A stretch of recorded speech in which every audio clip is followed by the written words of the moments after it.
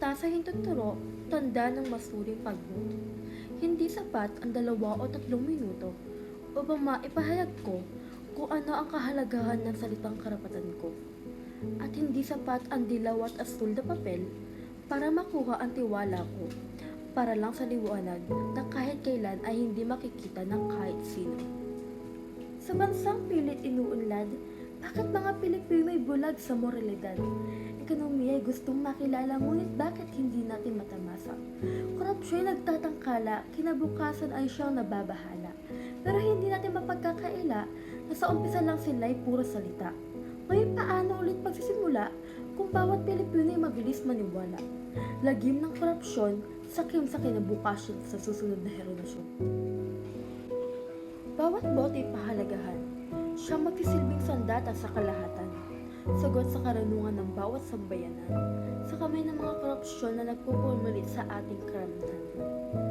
Magsilbi tayong pag-asa para sa kinabukasang haharapin ng mga kabataan. Kaya't huwag manatili sa lagim upang ang liwanag ay di sa bulsa ng makasariling ito'y mapailalim.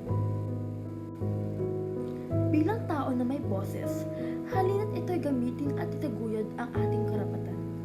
Umaksyon at magsaliksik upang liwanag sa matay mamulat sa landas ng madilim at masikip.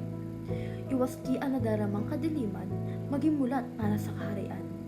Laging isa-isip, paano natin isasawasto ang pagboto, gabay sa katarungan. Alamin ang aking kakayahan sa karapatan, upang buhay at kayamanan sa bansa'y makamtan. Huling salita'y sana'y ating maisakatuparan.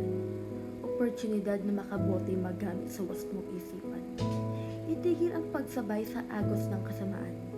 Buksan ang pinto sa pag-asang ating inaasam. Korupsyon ay itakwil, ng pinto'y magbukas at magkaroon ng liwanag sa dilim.